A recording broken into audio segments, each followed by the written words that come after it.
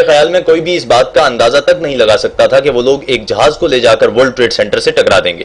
National security adviser Condoleezza Rice. کئی بار خطرے سے آگاہ کیا جا چکا تھا. سیکرٹری دفاع ڈونلڈ رمسفیلڈ. کبھی خطرے سے آگاہ نہیں کیا گیا. پریس سیکرٹری ایری فلیشر. میں اور حکومت امریکی عوام کی توقعات پر پورے نہیں اترے. مشیر وائٹ ہاؤس رچرڈ کلارک.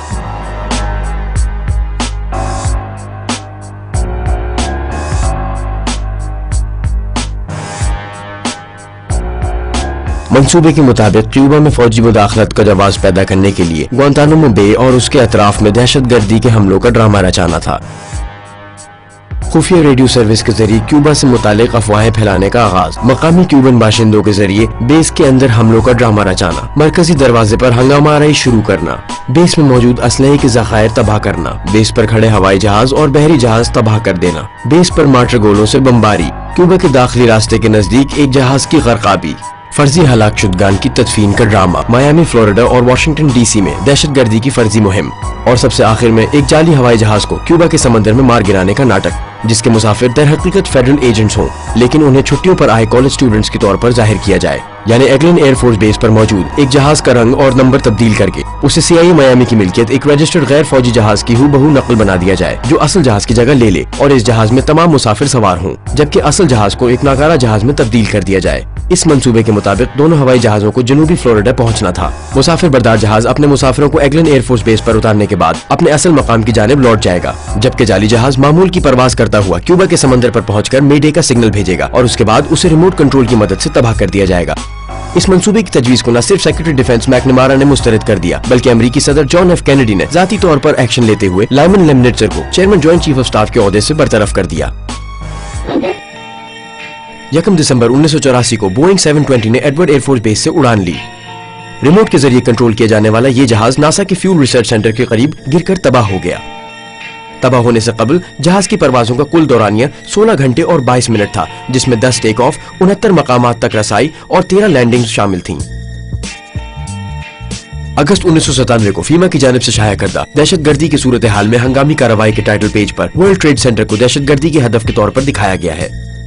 28 فروری 1998 کو ریتھیون کے ایک بغیر پائلٹ جہاز گلوبل ہاک نے 32,000 فٹ پر، جو کہ ایک کمرشل جیٹ کے لیے معمول کی بلندی ہے، پرواز کرتے ہوئے کیلیفورنیا کے ایڈورڈز ایئر بیس کی پہلی فلائٹ مکمل کر لی. 1999 میں نوریڈ نے ان مشقوں کا آغاز کیا جن میں اغوا شدہ طیاروں کو ورلڈ ٹریڈ سینٹر اور پینٹاگون کے دفاتر سے ٹکرانا شامل تھا. جون 2000 میں محکمہ انصاف نے دہشت گردی سے متعلق ایک مینول جاری کیا جس میں ورلڈ ٹریڈ سینٹر کو دہشت گردی کا ہدف دکھایا گیا تھا. ستمبر 2000 میں the project for a new American century نامی ایک امریکی تھنک ٹینک نے امریکی دفاع کی تعمیر نو کے نام اپنی ایک رپورٹ جاری کی. اس تھنک ٹینک کے نمایاں ممبروں میں ڈک چینی، ڈونلڈ رمسفیلڈ، جیب بش اور پال وولفووٹز تھے. رپورٹ میں واضح طور پر کہا گیا تھا کہ انقلابی تبدیلیاں لانے والا تعمیر نو کا یہ عمل یقیناً طویل المدت ہوگا، لیکن ایک نیا پرل ہاربر اس کی رفتار تیز کر سکتا ہے. 24 اکتوبر 2000 کو پینٹاگون نے 2 تربیتی مشقوں میں سے پہلی کا انعقاد کیا. میسکل نامی یہ مشق ایک بوئنگ 757 کو اڑانے اور اسے ایک عمارت میں ٹکرا دینے پر مشتمل تھی. نیوی کے ایک سابقہ F4 پائلٹ چارلز برلگم نے، جو کہ پینٹاگون میں کام کرتا تھا، ریٹائرمنٹ سے قبل اس مشق میں حصہ لیا. پھر اس نے امریکن ایئر لائن میں ملازمت اختیار کر لی، جہاں کم و بیش 1 سال بعد ہی اس کا بوئنگ 757 مبینہ طور پر ایک عمارت سے ٹکرا کر تباہ ہو گیا. اپریل 2001 میں نوریڈ نے ایک اور مشق کا منصوبہ بنایا جو ایک جہاز کو لے کر پینٹاگون میں ٹکرا دینے پر مشتمل تھی، تاہم اس منصوبے کو غیر حقیقی قرار دے کر مسترد کر دیا گیا. جون 2001 میں شعبہ دفاع نے ہائی جیکنگ کی صورتحال میں فوجی مداخلت کے لیے نئی ہدایات جاری کی، جن میں کہا گیا تھا کہ ایسے تمام معاملات میں جہاں فوری نوعیت کی کارروائی درکار نہ ہو، DOD یعنی شعبہ دفاع کو براہ راست سیکرٹری دفاع سے اجازت لینی ہوگی. ادھر FBI کی جانب سے دہشت گردی کا خدشہ ظاہر ہو جانے کے بعد اٹارنی جنرل جان ایش کرافٹ اپنے عہدے کی بقیہ مدت تک ہوائی سفر کے لیے کرائے کا جہاز استعمال کرتے رہے. 4 جولائی 2001 کے روز دبئی کے ایک امریکن ہسپتال میں اسامہ بن لادن کا میڈیکل چیک اپ کیا گیا، جہاں امریکی CIA کے مقامی سربراہ نے ان سے ملاقات بھی کی. یاد رہے کہ اسامہ بن لادن 1998 سے امریکی حکومت کو شدت سے مطلوب ہیں. 24 جولائی 2001 کو یعنی 11 ستمبر کا سانحہ پیش آنے سے صرف 6 ہفتے قبل لیری اے سلورسٹین نے، جو کہ ابھی تک صرف ورلڈ ٹریڈ سینٹر 7 کا مالک تھا، $3.2 ارب کے ایک نئے معاہدے پر دستخط کر کے پورے ورلڈ ٹریڈ سینٹر کمپلیکس کو 99 سال لیز پر حاصل کر لیا. انتہائی قابل ذکر بات یہ ہے کہ اس معاہدے میں $3.5 ارب کی ایک انشورنس پالیسی بھی شامل تھی جو دہشت گردی کی کارروائی کے بطور خاص احاطہ کرتی تھی. 6 सितंबर 2001 को स्टॉक एक्सचेंज में यूनाइटेड एयरलाइंस के शेयर्स पर लगने वाली बोलियां 3150 पर पहुंच रही थीं। उस रोज लगाए जाने वाला सट्टा रोजाना की औसत से कोई 4 गुना ज्यादा था। उसी रोज बम की मौजूदगी सूंघने वाले कुत्तों को वर्ल्ड ट्रेड सेंटर से बाहर ले जाते हुए देखा गया और सिक्योरिटी गार्ड्स की लगातार हफ्तों से चलने वाली 12-12 घंटे की शिफ्टें खत्म हो गईं। 7 सितंबर 2001 को स्टॉक एक्सचेंज में बोइंग के शेयर्स पर सट्टे की बोलियां 27,294 तक पहुंच गईं, जो अपनी रोजाना की औसत से 5 गुना ज्यादा थीं। 10 सितंबर 2001 को अमेरिकन एयरलाइन के सट्टे की बोलियां 4,516 हो गईं, जो अपने रोजाना की औसत से 11 गुना थीं। न्यूज़वीक की खबर के मुताबिक पेंटागन के बहुत से आला फौजी अफसरान ने अपनी अगली सुबह की फ्लाइट्स कैंसिल करवा दी।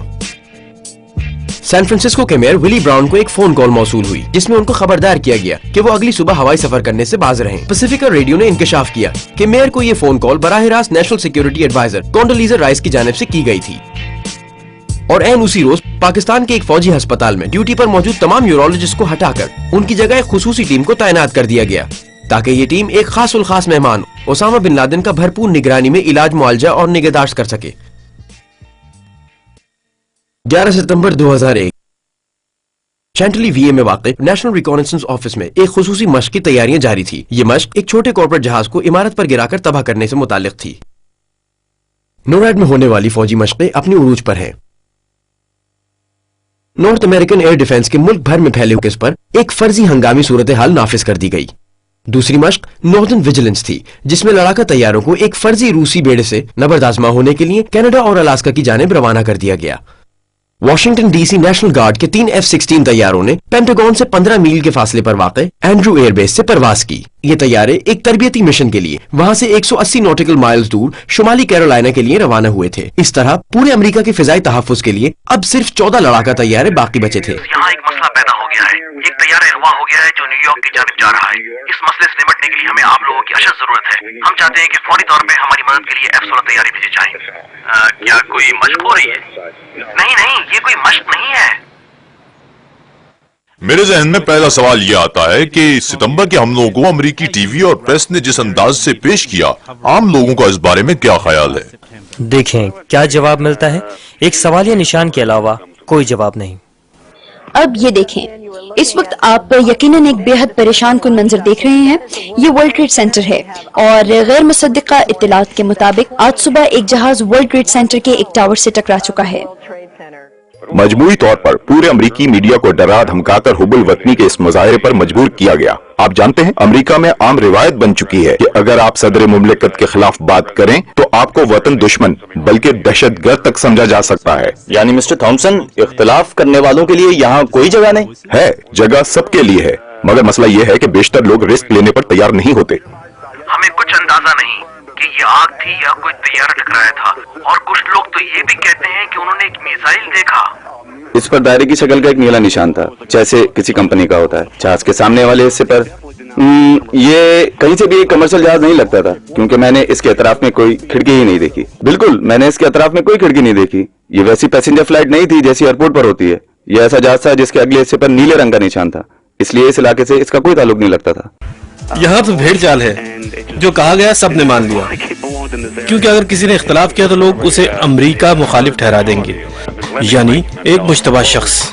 हम वर्ल्ड ट्रेड सेंटर के इससे ज्यादा करीब नहीं जा सकते। आप देख सकते हैं कि फायरमैन, पुलिस अफसरान और FBI वाले सब यहाँ जमा हैं। यहाँ से दोनों टावर भी नजर आ रहे हैं। ओह, इमारत का मलबा हम पर बरसने लगा है। हमें फौरन यहाँ से निकल जाना चाहिए।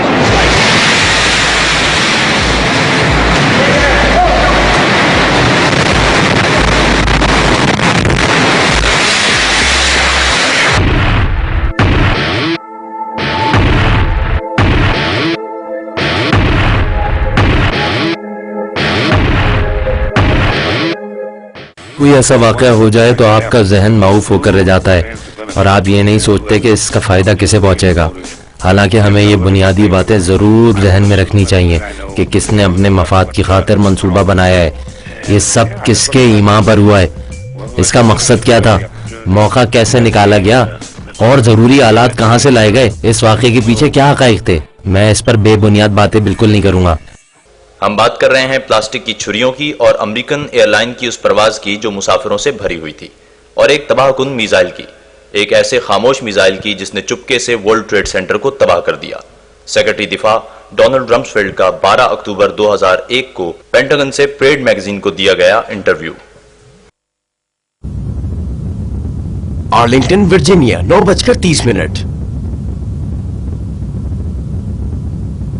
کہا یہ جاتا ہے کہ ہانی ہنجور نے مبینہ طور پر امریکن ایئر لائن کی فلائٹ 77 کو 330 ڈگری پر گھمایا، اور وہ بھی 530 میل فی گھنٹہ کی رفتار سے پرواز کرتے ہوئے، اور جہاز کو صرف 2.5 منٹ میں 7000 فٹ نیچے لا کر پینٹاگون کے گراؤنڈ فلور سے ٹکرا دیا. جو رفتار بتائی گئی ہے فلائٹ 77 کے لیے اتنی تیز رفتاری سے پرواز کرنا ممکن نہیں لگتا، کیونکہ اس کے لیے ہائی سپیڈ سٹال میں جانا پڑتا ہے. جہاز اتنی رفتار پکڑ ہی نہیں سکتا جب آپ زمین کے اتنے قریب ایسے کرتب دکھانے لگیں. ایسا جہاز یقیناً زمین پر آ گرے گا. Rosenberg, commercial and air force pilot. جہاز نے بالآخر I-395 عبور کرتے ہوئے بجلی کے کھمبے اکھاڑ پھینکے اور تباہ ہونے سے قبل اچھلتا ہوا لان پر جا گرا.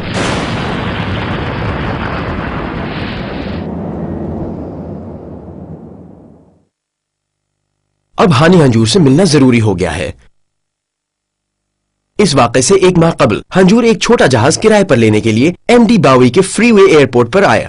تاہم اگست کے دوسرے ہفتے میں ہونے والی 3 ٹیسٹ فلائٹس کے دوران اسے ایک انجن والے سیسنا 172 کو اڑانے اور اتارنے میں دشواری پیش آئی. میرا نام مارسل برنارڈ ہے اور میں یہاں فری وے پر چیف فلائٹ انسٹرکٹر ہوں. ہانی ہنجور ہوا یوں کہ وہ ایئرپورٹ پر آیا تھا اور ایک جہاز اڑا کر لے جانا چاہتا تھا. وہ پہلے سے ہی تربیت یافتہ تھا. وہ ہمارے پاس فلائٹ ٹریننگ لینے کے لیے نہیں آیا تھا.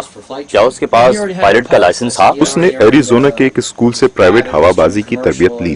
اسکول کا نام مجھے معلوم نہیں، میں بھول گیا، لیکن اس کے پاس سرٹیفکیٹ موجود تھا. اور بسا اوقات ہمارے پاس ایسے پائلٹ بھی آ جاتے ہیں جنہوں نے فلائٹ ٹریننگ تو نہیں لی ہوتی مگر وہ جہاز کرائے پر لینا چاہتے ہیں. کچھ ہانی کا بھی معاملہ تھا؟ ہاں، ہانی کا معاملہ یہی تھا کہ وہ جہاز لے جانا چاہتا تھا، یعنی کرائے پر لے جانا چاہتا تھا، اور انشورنس کا تقاضا تھا کہ فلائنگ کا اہل ثابت ہونے کے لیے وہ ہمارے کسی انسٹرکٹر کے ساتھ جہاز اڑا کر دکھائے. اور وہ اسی طریقہ کار سے گزر رہا تھا. اس کے بارے میں سب کا یہی کہنا ہے کہ وہ بے حد کم گو اور تنہائی پسند تھا. اس کی جہاز اڑانے کی صلاحیت اوسط یا اس سے بھی کم تھی اور انگریزی بہت کمزور تھی. بس اس سے آگے میں اسے نہیں جانتا اور نہ ہی اس کے رویے کے بارے میں اور کچھ بتا پاؤں گا، کیونکہ ہمارے لیے اس وقت اس معاملے کی کوئی اہمیت ہی نہیں تھی.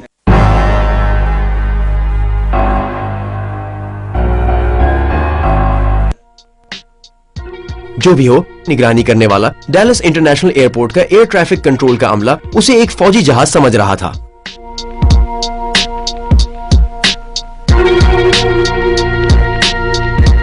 نومبر 2004 کو ایک پرائیویٹ جیٹ جو جارج بش سینئر کو لینے ہیوسٹن جا رہا تھا ایک بجلی کے کھمبے سے ٹکراتا ہوا ہیوسٹن ہابی ایئرپورٹ پر لینڈنگ سے 1 منٹ قبل گر کر تباہ ہو گیا. اس کے پر ٹوٹ کر علیحدہ ہو گئے اور ملبہ تقریباً 100 گز تک بکھر گیا. جبکہ ادھر بجلی کے 5 کھمبے اکھاڑ پھینکنے والے جہاز فلائٹ 77 کے نہ تو پر تباہ ہوئے اور نہ ہی وہ کھمبے، بلکہ کھمبے تو یوں لگتے تھے جیسے خود بخود زمین سے اکھڑ گئے ہوں. تیسرا، آپ ان تصاویر پر ایک نظر ڈالیں گے تو آپ کو خود معلوم ہو جائے گا کہ پینٹاگون سے جو چیز جا ٹکرائی تھی وہ لان پر نہیں گری. اگر فلائٹ 77 کریش لینڈنگ کر کے پھسلتی ہوئی پینٹاگون میں جا گھسی ہوتی تو یہ منظر کچھ یوں ہوتا، لیکن اس کے برعکس یہ منظر کچھ یوں ہے کہ جس میں لان پر ایک خراش تک دکھائی نہیں دیتی. چوتھا، ایسا کیوں ہے کہ فلائٹ 77 کے آثار تک نہیں ملے؟ ہو سکتا ہے ایسے ہی ہوا، مگر بغور جائزے کے باوجود پینٹاگون تو کیا اس کے قرب و جوار میں بھی کسی بھی جہاز کے گر کر تباہ ہونے کے شواہد نہیں ملے. جو کچھ سامنے ہے وہ ایک عمارت کا کچھ تباہ شدہ حصہ ہے. جیسا کہ میں نے بتایا کہ وہاں پر ملبے کے چھوٹے ٹکڑے تھے جنہیں آپ بآسانی ہاتھ میں اٹھا سکیں. نہ تو دم کا کوئی لمبا ٹکڑا ہے، نہ پروں کے ٹکڑے، اور نہ ہی پیٹرول کی ٹنکیوں کی باقیات. یہاں تک کہ دور دور تک ایک ٹکڑا بھی ایسا نہیں جس کی بنا پر آپ کہہ سکیں کہ پینٹاگون پر پورا ایک جہاز گر کر تباہ ہوا ہے. حکومتی وضاحت کے مطابق جیٹ فیول کی بے پناہ حدت نے پورے جہاز کو بھسم کر کے رکھ دیا. بالکل ان تصاویر میں تو ایسا ہی دکھائی دیتا ہے کہ پورا کا پورا بوئنگ 757 بخارات بن کر اڑ گیا. لیکن اگر آگ اتنی زبردست تھی کہ جمبو جیٹ تک جل کر بھسم ہو گیا تو تفتیشی ٹیم نے پینٹاگون سے ملنے والی 189 میں سے 184 نعشیں کیسے شناخت کر لی؟ याद रहे कि जिस arm forces DNA identification laboratory को शनाख्त की जिम्मेदारी सौंपी गई थी, शैंक्सविल से मिलने वाली नाशों की शनाख्त भी उसी की सुपुर्द थी। इस पर बाद में बात करते हैं। तो बोइंग 757 किस चीज का बना होता है, ये जानने के लिए मैंने बोइंग कंपनी फोन किया, लेकिन ऑपरेटर ने मुझे बताया कि 11 सितंबर के हमलों की वजह से बोइंग के इंतजामिया ने जहाज की साख्त से मुताल्लिक किसी भी किस्म की मालूमात देने से मना कर दिया है। मगर हम इतना तो जानते हैं कि बोइंग 757 में स्टील और टाइटेनियम भर्त के बने हुए 2 प्रैट एंड विटनी इंजन होते हैं, जिनका कतर 9 फीट, लंबाई 12 फीट और वजन 6 टन होता है। टाइटेनियम 1688 डिग्री सेल्सियस पर पिघलती है। जेट फ्यूल यानी केरोसिन एक हाइड्रोकार्बन है। जलने के बाद इसका दर्जा हरारत 40 मिनट तक 1120 डिग्री सेल्सियस रह सकता है, बशर्ते कि ईंधन में कमी वाक़ई ना हो। टकराव के वक्त जेट फ्यूल यकीनन फौरन जल गया होगा, चुनाचे साइंसी तौर पर यह कतई मुमकिन नहीं कि 12 टन वजनी स्टील और टाइटेनियम को केरोसिन भस्म कर दे। इसीलिए पेंटागन पर गिरने वाले तैयारे के दोनों इंजन किसी न किसी हालत में मिलने चाहिए थे। इसके बजाय इस इमारत से सिर्फ एक टर्बोजेट इंजन मिला, जिसका कतर कोई 3 फीट था। एएफपी की जानिब से यह तस्वीर शाया किए जाने के बाद लोगों ने अपने तौर पर समझ लिया कि यह टरबाइन इजाफी पावर यूनिट एपीयू का एक टुकड़ा है, जो कि 757 की दुम के हिस्से में नस्ब होता है।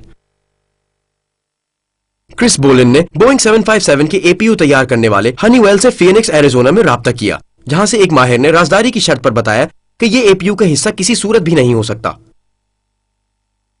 फिर बोलिन ने रोल्स रॉयस और प्रैट एंड विटनी से राब्ता किया। ये दोनों कंपनियां बोइंग 757 की इंजन तैयार करती हैं। प्रैट एंड विटनी ने बोलिन को रोल्स रॉयस भेज दिया, जहां रोल्स रॉयस के तर्जुमान जॉन डब्ल्यू ब्राउन ने बोलिन को बताया कि उसने रोल्स रॉयस के किसी इंजन में आज तक ऐसा कोई हिस्सा नहीं देखा। पैटमॉस नैनो टेक्नोलॉजीज एलएलसी और आईनेट सिक्योरिटी सिस्टम के सदर और चीफ एग्जीक्यूटिव ऑफिसर कार्ल शोर्ज ने अपने एक आर्टिकल में यकीन से लिखा है कि यह टुकड़ा दरअसल अमेरिकन एयरफोर्स के लड़ाका तैयारे A3 स्काई वॉरियर का JT-8D टर्बोजेट इंजन है। फीमा की तस्वीर में नजर आने वाला टुकड़ा एक फ्रंट शाफ्ट और उसके अतराफ के हिस्सों पर मुश्तमिल है। जेट इंजन में सिर्फ एक दरमियानी शाफ्ट होता है, जो मुतवाजिन भी होता है और अगली और पिछली जानिब से सील बंद भी। इस तस्वीर में अगली सील और रोटर हब के पर गायब हैं।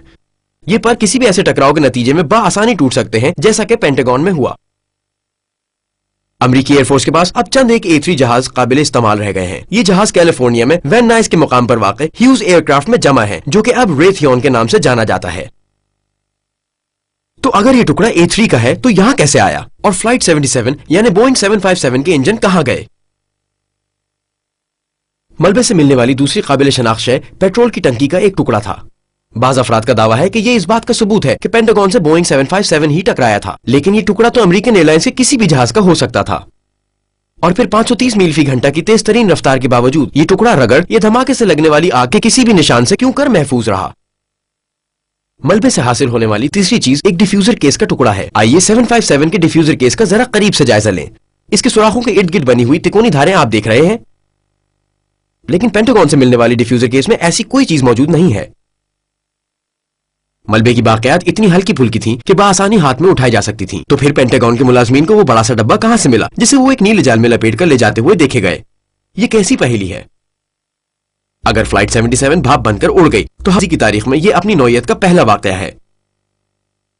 मिसाल के तौर पर 15 अगस्त 2005 एथेंस यूनान की तरफ जाने वाली हेलियोस एयरवेज की फ्लाइट 522, जो एक बोइंग 737 था, पूरी रफ्तार से परवाज करते हुए एक पहाड़ी से टकराकर तबाह हो गया और इसमें सवार तमाम 121 मुसाफिर हलाक हो गए। आग, दुम का हिस्सा, ब्लैक बॉक्सेस, इंजन, कॉकपिट, इंसानी जिस्म, आप समझ रहे हैं ना? पांचवा, बोइंग 757 गिरने से पेंटागन में होने वाली तबाही ऐसे ही दीगर वाकयात से मुख्तलिफ क्यों है?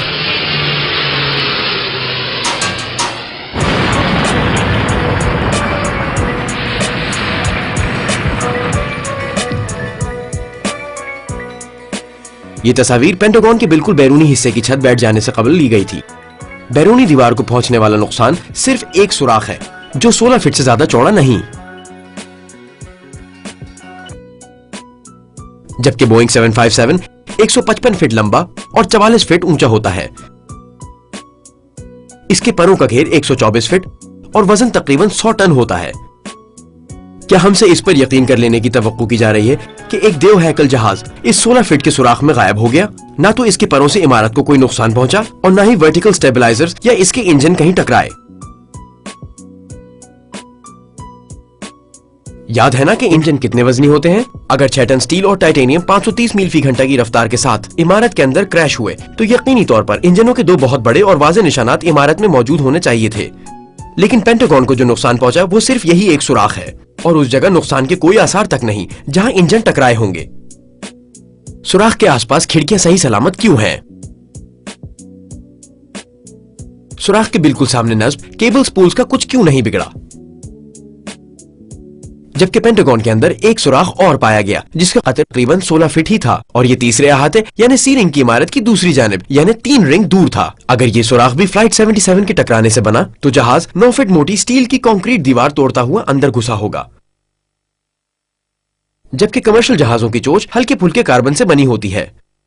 جو کمرشل جہاز گر کر تباہ ہوتے ہیں ان کی چونچ کی حالت کچھ ایسی ہوتی ہے.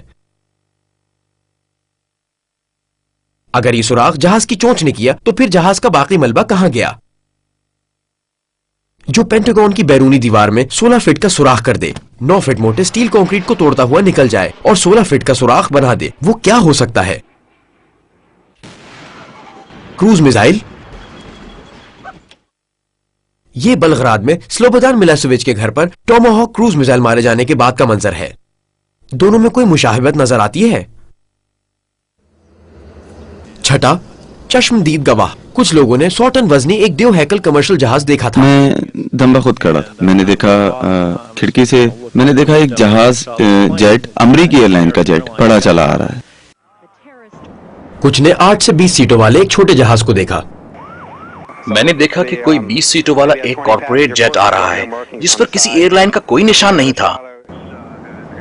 اور کچھ نے ایک امریکی فوجی ہیلی کاپٹر دیکھا. ایک شخص کا کہنا ہے کہ اس نے ایک ہیلی کاپٹر کو بلڈنگ کے گرد چکر لگاتے دیکھا. اس نے کہا کہ وہ امریکن آرمی کا ہیلی کاپٹر دکھائی دیتا تھا. پھر وہ عمارت کے پیچھے چلا گیا جہاں ہیلی کاپٹر اترتے ہیں اور پھر اس نے آگ کا ایک گولا آسمان کی طرف جاتے دیکھا. ان میں سے کون سچ کہہ رہا ہے؟ ذرا سوچئے.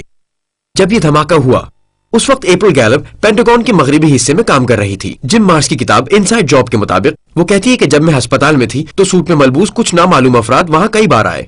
انہوں نے کبھی اپنی شناخت نہیں کرائی کہ ان کا تعلق کس ایجنسی سے ہے. انہوں نے یہ تو نہیں بتایا مجھے کیا کہنا ہے. البتہ کچھ مشورے ضرور دیے جیسے کہ ہر جانا لو اور اپنی زبان بند رکھو. وہ اصرار کرتے رہے کہ عمارت سے ایک جہاز ٹکرایا تھا اور بار بار یہی کہتے تھے. لیکن میں وہاں موجود تھی اور میں نے کوئی جہاز نہیں دیکھا، حتیٰ کہ اس کا ملبہ بھی نہیں. میں سمجھتی ہوں کہ یہ کہانی لوگوں کا ذہن بدلنے کے لیے گھڑی گئی ہے. اگر پینٹاگون سے ٹکرانے والی چیز بوئنگ 757 نہیں تھی تو پھر وہ کیا تھا؟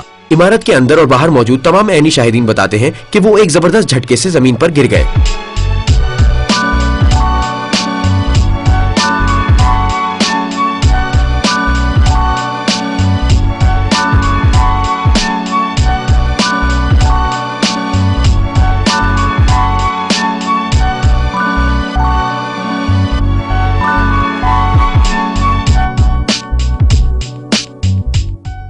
یعنی دھماکے نے 1.5 میل دور واقع شیرٹن ہوٹل تک کو ہلا کر رکھ دیا.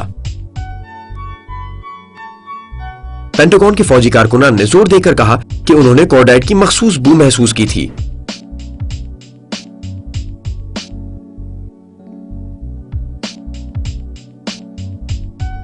کورڈائٹ کی بو جیٹ فیول کی بو سے بالکل الگ ہوتی ہے. کورڈائٹ اسلحے میں استعمال ہونے والا ایک مرکب ہے جو نائٹروگونیڈین، نائٹروگلیسرین اور نائٹروسیلولوز پر مشتمل ہے. یہ دھیرے دھیرے سلگتا ہے، معمولی دھواں خارج کرتا ہے، دھماکہ بالکل نہیں ہوتا لیکن یہ پھٹتا بڑی شدت سے ہے. عینی شاہدین نے ایک چاندی سی چمک کے بارے میں بتایا، جبکہ طیاروں میں بھرے جیٹ فیول کے جلنے پر چاندی سی چمک نہیں بلکہ چمکتے ہوئے زرد شعلے بلند ہوتے ہیں. غور سے دیکھیں، ایک ایئر شو کے دوران ایک کورین بمبار طیارہ کریش ہوتا ہے. بھرپور حدت رکھنے والا آگ کا بڑا سا گولا، نہ کوئی چاندی سی چمک اور نہ دھماکے کی لہریں.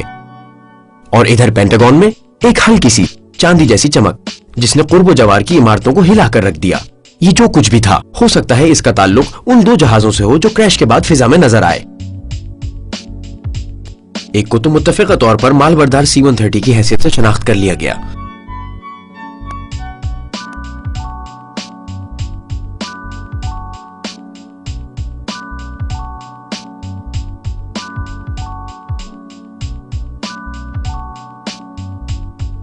اور دوسرا ایک سفید رنگ کا نامعلوم جہاز تھا جو واشنگٹن ڈی سی پر چکر لگا رہا تھا.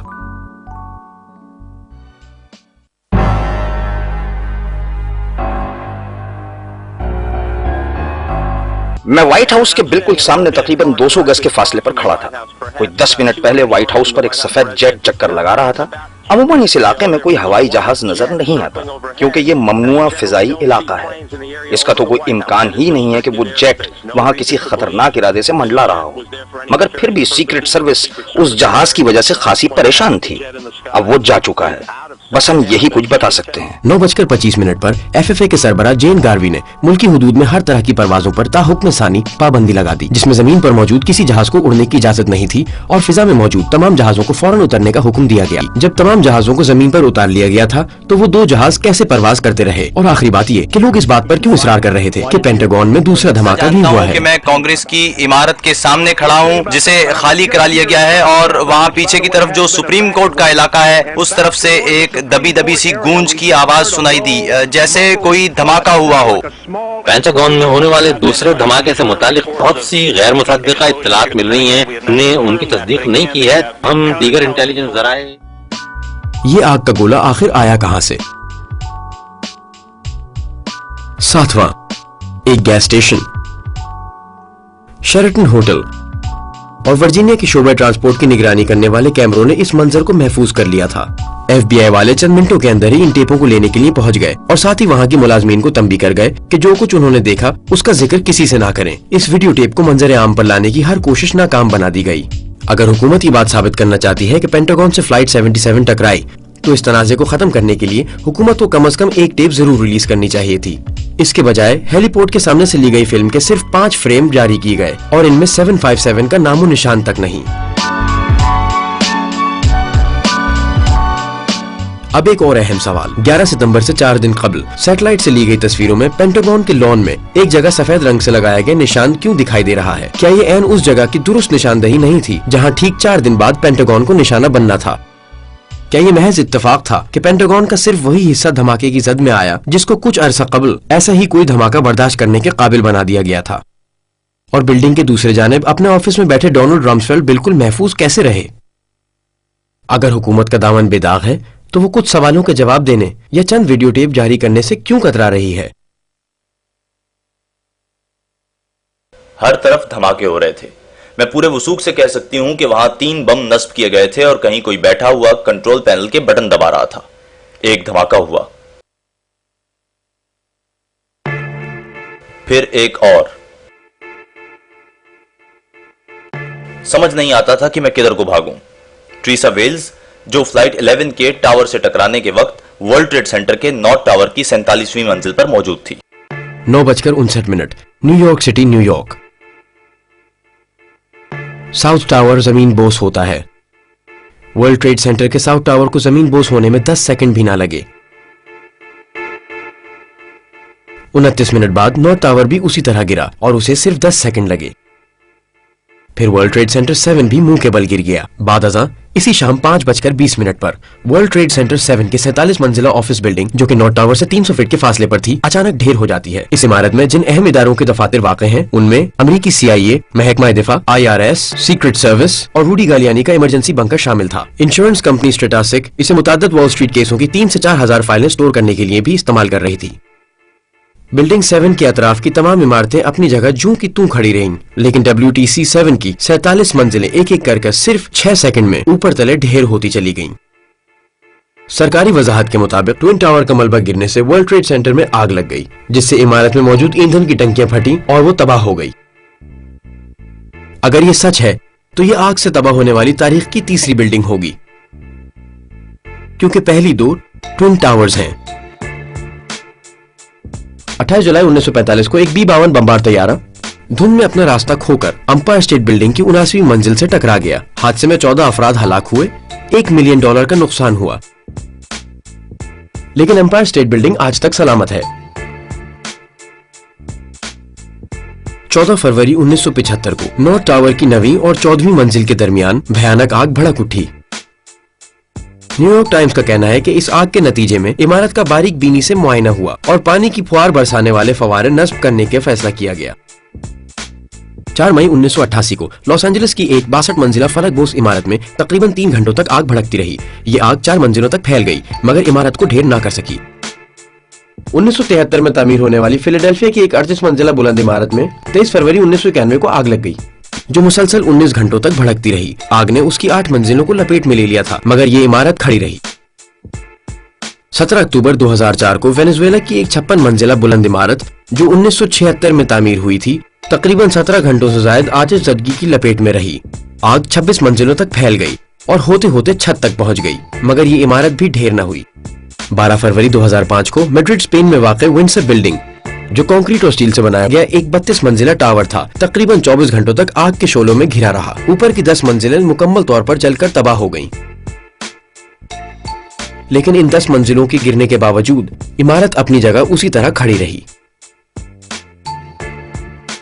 और अब 11 सितंबर 2001, 110 मंजिला 2 फलक बोस टावर्स जो 1973 में मुकम्मल हुए थे, इनमें से एक 56 मिनट और दूसरा 103 मिनट के लिए सिर्फ 4 मंजिल तक आग की लपेट में रहे। मगर हैरानकुन बात है कि मुकम्मल तौर पर तबाह होकर जमीन बोस हो गए।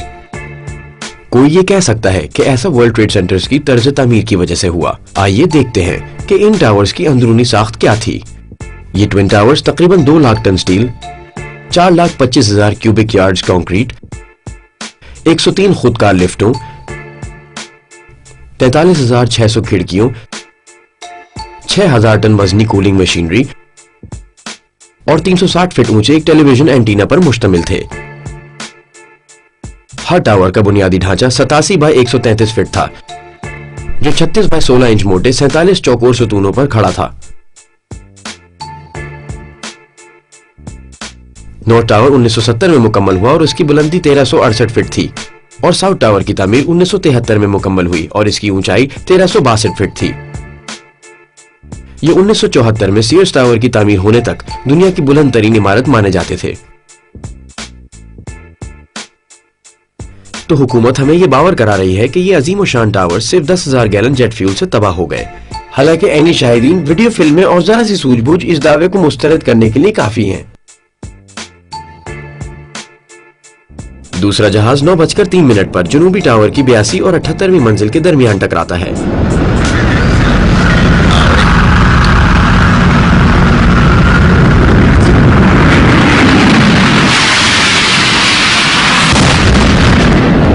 टावर के जनूब मशरकी किनारे से टकराने के नतीजे में इसका ज्यादातर ईंधन आग के एक धमाका खेज गोले की सूरत में बाहर ही जल जाता है। इसके बावजूद कि नॉर्थ टावर पहले हिट हुआ और 18 मिनट से आग की लपेट में भी था, पहले साउथ टावर गिरा। गैलीलियो की लॉ ऑफ फॉलिंग बॉडीज के तहत वो वक्त शुमार किया जाता है जिसमें गिरती शय बगैर किसी मुजाहमत के जमीन तक एक मखसूस फासला तय करती है। फासला डी बराबर है 16.08 ज़र्ब वक्त सेकंड स्क्वायर में। साउथ टावर 1362 फीट बुलंद था। 84.70 ज़रब 16.08 बराबर 1362 या 9.2 सेकंड।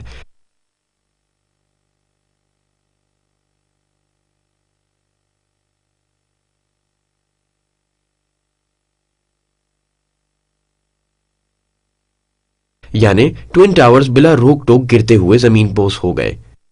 2 लाख टन स्टील टुकड़े टुकड़े होकर बिखर गई। 4,25,000 क्यूबिक यार्ड्स कंक्रीट का बुरादा बन गया। हजारों चराग चंद लम्हों में बुझ गए।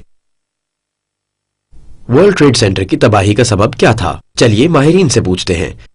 न्यू मैक्सिको में माइनिंग एंड टेक्नोलॉजी के इदारे में रिसर्च और तकनीक के वाइस प्रेसिडेंट वॉन रोमेरो कहते हैं, मेरी राय की बुनियाद वो वीडियो टेप्स हैं जब जहाज टावर से टकराए तो इमारत में कोई धमाका खेज मवाद मौजूद था जिसके फटने की वजह से इमारत तबाह हो गई। जमीबोस होने का अमल इतने करीने से हुआ ये कहीं से भी जहाजों के टकराने का नतीजा नहीं दिखाई देता। लेकिन 10 दिन बाद उनकी राय ये थी, यकीनन आग ही की वजह से इमारत जमीबोस हुई। रोमेरो की राय अचानक क्यों बदल गई? वर्ल्ड ट्रेड सेंटर के कंस्ट्रक्शन मैनेजर और civil engineering professor Hyman Brown, World Trade Center को तमाम मुमकिन खतरात के पेश नजर डिजाइन किया गया था, जिनमें समंदरी तूफान, तेज हवाएं, बमबारी, हत्ता कि किसी जहाज का टकराना भी शामिल था। अगरचे ये इमारत 150 साल पर मुहित तूफान का मुकाबला करने की भी ताकत रखती थी और बोइंग 707 की टक्कर बर्दाश्त करने की कुव्वत भी, मगर 2000 डिग्री फ़ारेनहाइट पर जलते हुए जेट फ्यूल ने स्टील को कमजोर कर दिया। वर्ल्ड ट्रेड सेंटर में इस्तेमाल होने वाली स्टील की मेयार की तस्दीक करने वाली कंपनी एंड राइटर्स लेबोरेटरीज के केविन रायन ने national institute of standard and technology के फ्रैंक गायल को एक खत लिखा। हम जानते हैं कि वर्ल्ड ट्रेड सेंटर में इस्तेमाल होने वाले स्टील के अज्जा मैक्सिमम स्टैंडर्ड तक तस्दीक शुदा थे। इस मयार के स्टील को तो मोड़ने के लिए भी घंटों तक 2000 फ़ारेनहाइट दर्जा हरारत दरकार होता है। और हम ये भी तस्दीक करते हैं कि ऐसा स्टील जो फायर प्रूफ ना भी हो वो भी उस वक्त तक नहीं पिघल सकता जब तक कि दर्जा हरारत 3000 डिग्री फ़ारेनहाइट तक ना पहुंच जाए।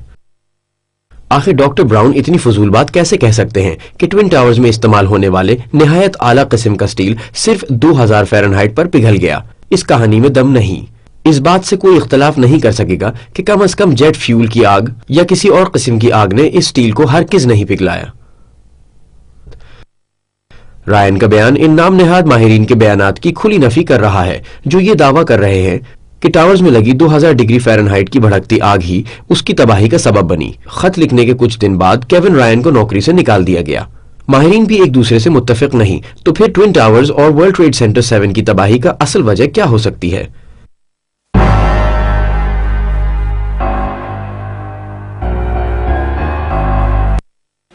ईस्टर्न टाइम के मुताबिक सुबह के 10 बज चुके हैं। हमें कोई अंदाजा नहीं कि इसकी वजह क्या थी। जहाज से हिट होने वाला दूसरा टावर अभी अभी पूरा का पूरा गिरा है। किसी पुरानी इमारत को बारूद से गिराए जाने वाले तरीकेकार की तरह लग रहा था। आपने कभी इस तरह कोई बिल्डिंग गिराई जाती देखी है? पूरी की पूरी बिल्डिंग खड़े खड़े अपनी जगह बैठ जाती है। अगर आप किसी ऐसे शख्स से पूछें जिसने इस तरह किसी इमारत को बाकायदा गिराए जाते देखा हो तो वो आपको बताएगा कि इस काम के लिए इमारत की बुनियादों के नीचे जाना पड़ता है। हमने एक और धमाका सुना। मेरा ख्याल है कि ये नीचे किसी मंजिल में हुआ था जहाँ पहले भी एक धमाका हुआ था, यानी अब 2 धमाके हो चुके थे। पहले के 18 मिनट बाद दूसरा, और ये दोनों धमाके एक ही इमारत में हुए थे। जो फेडरल एजेंसियां वहाँ मौजूद थी उन्हें इस बात का यकीन था कि जहाजों के टकराने के साथ साथ किसी किस्म की कोई धमाका खेज डिवाइस भी वहाँ मौजूद थी। NBC के पैट डॉसन वहाँ मौजूद थे जब ये वाकया हुआ। चंद ही मिनट पहले मैं न्यूयॉर्क सिटी के fire safety chief Albert tray से बात कर रहा था। उन्होंने मजीद धमाका खेज मवाद की मौजूदगी का खदशा जाहिर किया था जो दुरुस्त साबित हुआ, और एक और बम फटा। उन्होंने हर मुमकिन तेजी से अपने कारकुनों को बाहर निकालने की कोशिश की। उनका कहना था कि टावर में एक और धमाका भी हुआ था। उन्हें इत्तला मिली कि इमारत में और जगहों पर भी धमाका खेज मवाद मौजूद है जो वक्फे वक्फे से फट रहा है। कुछ लोगों का ये भी कहना है कि इन धमाकों के बाद एक बहुत बड़ा धमाका हुआ जिससे लिफ्ट उड़ गई। हर तरफ धुआं ही धुआं था। मलबे से एक शख्स को घसीटकर बाहर निकाला जिसकी खाल उधड़ चुकी थी। मैंने जैसे तैसे उसको एम्बुलेंस तक पहुंचाया। सीढ़ियों से नीचे 8वीं मंजिल की तरफ जाते हुए मैंने पिछली जानिब एक बड़ा धमाका सुना। हम बड़ी मुश्किल से सबवे की सुरंग के जरिए बाहर निकले। हमें बताओ आखिर वहाँ क्या हो रहा है? हमने अभी अभी वर्ल्ड ट्रेड सेंटर में धमाकों का एक नया सिलसिला देखा है। हम समझ गए कि वहाँ टावर 2 में भी एक धमाका हुआ है। इमारत हर तरफ धुआं और मलबा गिराती ऊपर से नीचे की तरफ बैठ रही थी। वर्ल्ड ट्रेड सेंटर में होने वाले इस तबाही और धमाकों के वक्त हम इससे तकरीबन 5 ब्लॉक दूर थे। क्या आपको इल्म है कि ये आवाज किसी बम की थी या किसी बिल्डिंग के गिरने की? जिस वक्त हमने धमाके की आवाज सुनी आनन फानन तारीखी छा गई। हर चीज किरची किरची हो रही थी और मलबा गिरने से लोग जख्मी हो रहे थे। वो एक बहुत बड़ा धमाका था और चारों तरफ अंधेरा ही अंधेरा था। जैसा कि आप देख रहे हैं यहाँ FBI वाले मौजूद हैं।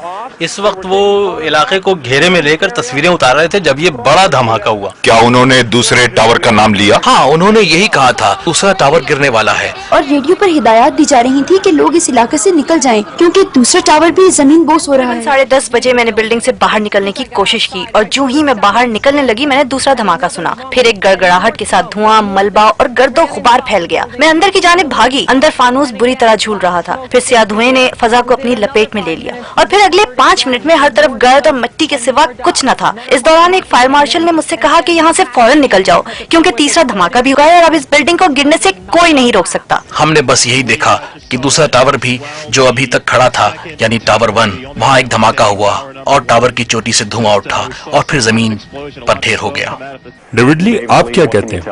जॉन, कुछ ही सेकंड पहले एक बहुत जोरदार धमाका हुआ और वर्ल्ड ट्रेड सेंटर का दूसरा टावर भी गिर चुका है।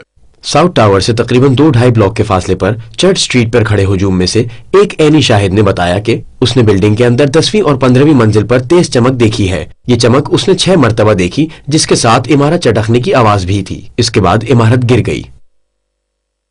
वर्ल्ड ट्रेड सेंटर के सामने 1 लिबर्टी प्लाजा की 36वीं मंजिल पर एक कारोबारी मीटिंग में मसरूफ पहले जहाज के टकराव को फिल्म बंद कर लिया था।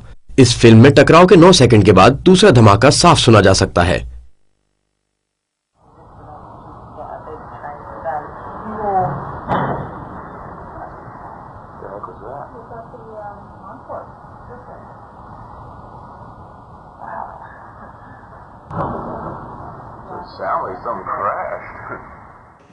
आखिर नॉर्थ टावर में हुआ क्या था?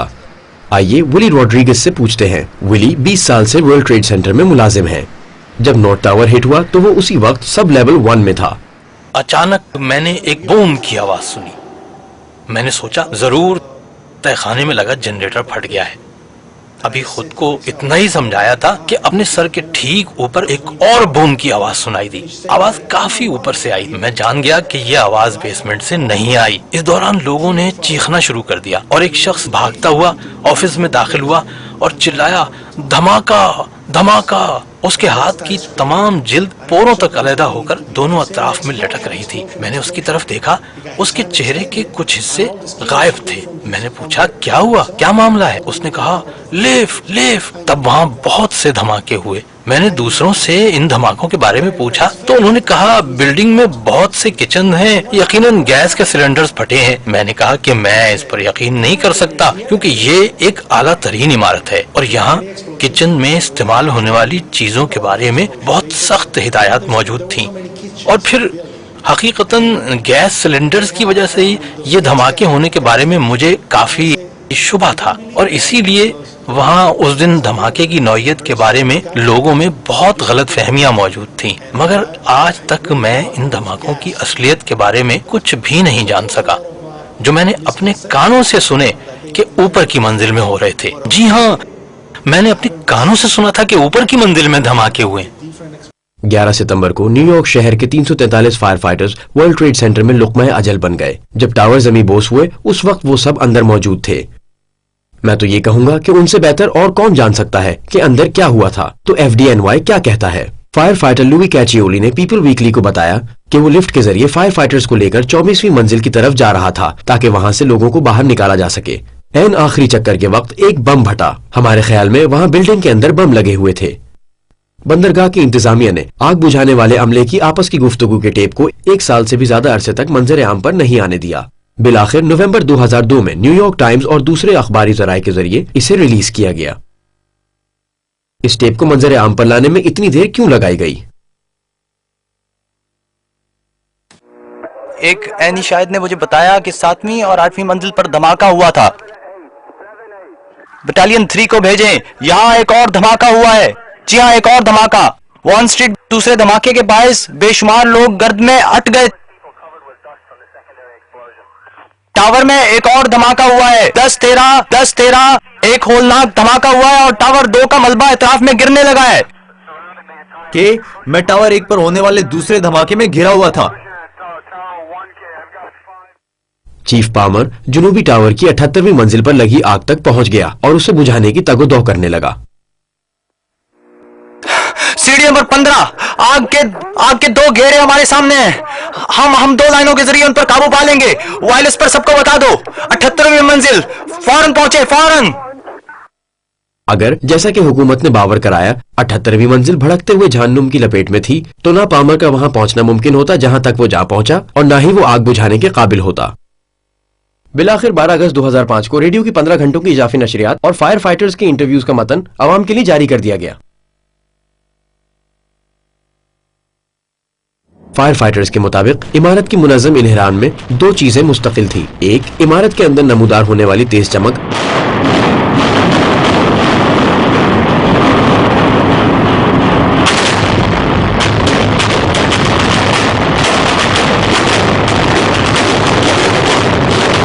और दूसरी जमीन बोझ होने से कबल इमारत चटकने की आवाजें।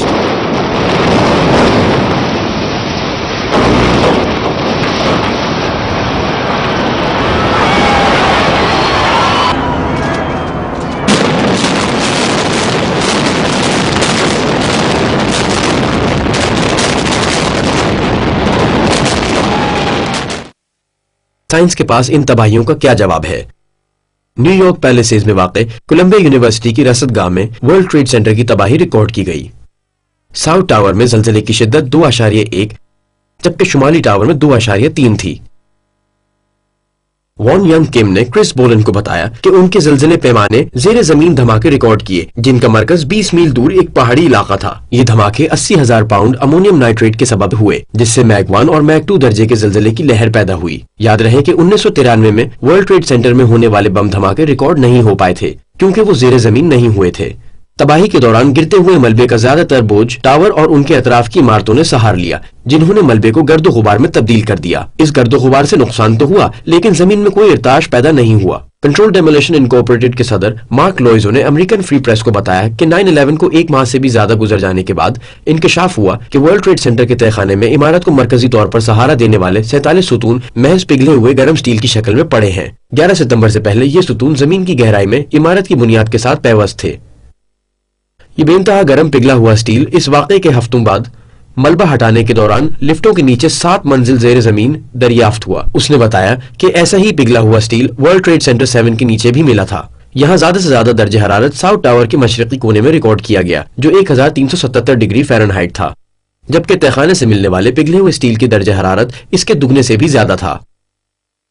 کیا اب بھی آپ یہ سمجھتے ہیں کہ ورلڈ ٹریڈ سینٹر کو جیٹ فیول نے تباہ کیا؟ عمارت گرنے کی تمام فلموں میں دھماکے اس جگہ کے 20 سے 30 منزل نیچے دیکھے جا سکتے ہیں جس جگہ جہاز ٹکرانے سے عمارت کی تباہی شروع ہوئی۔ یہاں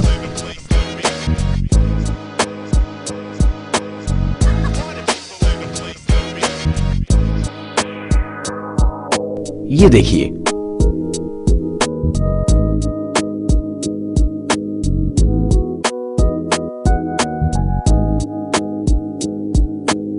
یہاں بھی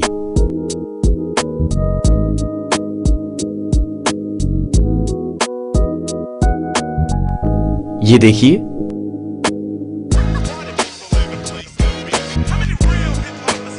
اور یہ بھی۔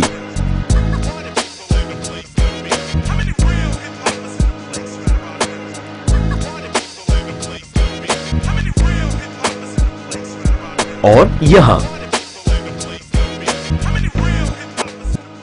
ایٹین سورے ورلڈ ٹریڈ سینٹر پہلے 24 گھنٹے کے نام سے ایک ڈاکیومنٹری فلم بنا رہا تھا۔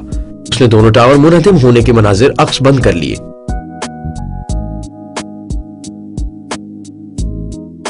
غور سے دیکھیے، نارتھ ٹاور گرنے کا آغاز ہونے سے 12 سیکنڈ پہلے ہی کیمرے کا سٹینڈ لرز اٹھا ہے۔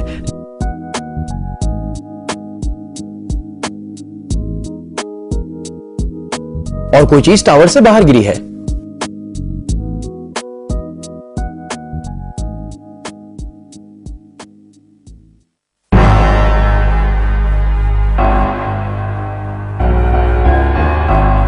ہو سکتا ہے آپ پوچھیں کہ اگر عمارت کے اندر بم تھے تو وہ کسی کی نظروں میں لائے بغیر وہاں پہنچائے کیسے گئے؟